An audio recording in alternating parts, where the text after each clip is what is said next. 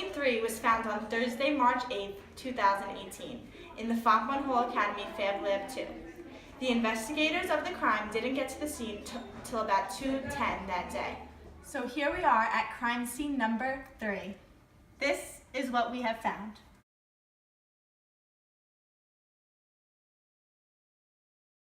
It is a bloody tissue with drops of blood around it,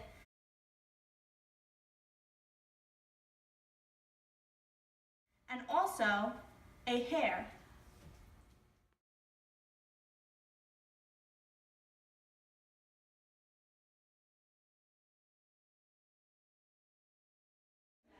We interviewed Mr. Steve Hayes. We asked him a few questions that included, where were you the night that the Carmen disappeared? He told us that he was in the Fab Lab downstairs.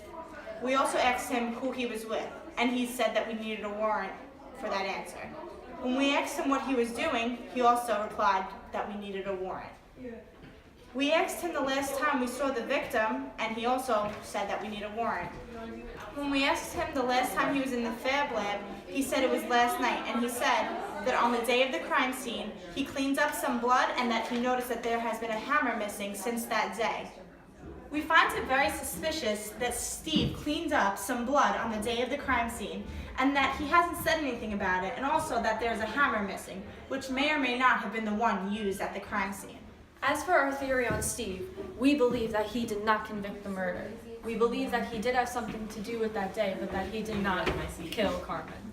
We believe that Steve has more information to tell us about the crime scene. He knows the school best, and also, when we were questioning him, he was jangling keys around, which showed that he was slightly nervous. Since Steve was one of the first people to get here in the morning and one of the last people to leave, we think that he has to have more to do with this crime than what he says. We don't consider Steve a suspect, but we just wanted to hear what he would have to say on the crime. Since we have obtained our search warrant, we are now able to further the investigation. Our search warrant will allow us to interview suspects or witnesses without them being able to say no. On March 13th, we interviewed Miss Michelle Cipriano, who is Carmen's best friend. She was very upset about Carmen's death. Here's a video on the interview that we had with Miss Michelle Cipriano. The murder.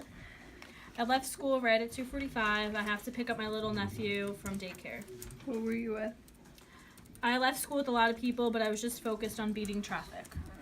What were you doing? You guys can take that fast. I got my car to the parking lot in the back and left. Since I was the last one to arrive that morning, I was the first one out of the parking lot. When was the last time you saw the victim? During 8th period, we were working together. Can you describe the victim?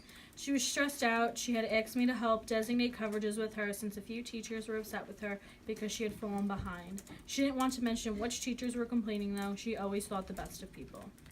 Did you notice anything unusual? She was stressed out and upset from being berated. What can you tell me about your relationship with the victim? We were good friends. We texted each other outside of school all the time. That night when I got home around 4 o'clock, I texted her to see if she was feeling any better. She told me that she was, and she received an email from one of the teachers who berated her that they were going to come and apologize to her.